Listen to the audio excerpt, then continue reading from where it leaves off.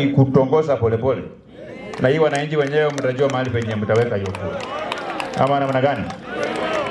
Huyu rais wetu William Ruto, sisi watu wa sehemu hii, kama uko mgeni Bungoma hii, kama hauelewi desturi ya watu ya mkoa ya Magharibi, sisi watu ya mkoa ya Magharibi, mgeni hawezi kunywa chai kikombe moja. Mgeni anakunywa chai vikombe mbili. Vizuri. Siko na maana hiyo? Akikunywa kikombe moja, tumbo inamuuma. Anakunywa vikombe ngapi? Mbili. So Rais William Ruto tulipatia yeye chai kikombe ya kwanza mwaka wa 2022, 2027 tunapatia yeye kikombe ya pili. Na kuna wale watu wachache kutoka sehemu ya mkoa ya Magharibi ambao pia walipewa nafasi na wananchi. Msije mkafikiria ati kuna kiongozi ya upinzani na kuna kiongozi wa serikali. Viongozi wote huwa wanachaguliwa ili walete maendeleo kwa wale watu ambao waliwachagua.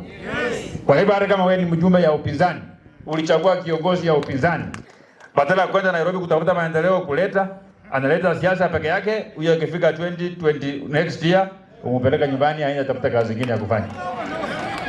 Ama namna gani?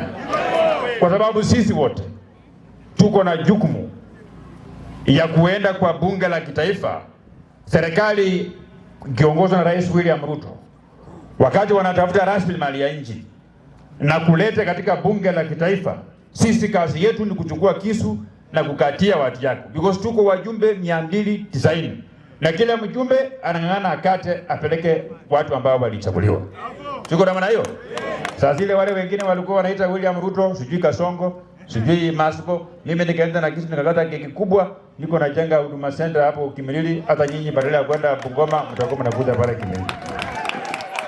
Hiyo ndio kazi, hiyo ndio namna ya kutafuta maendeleo.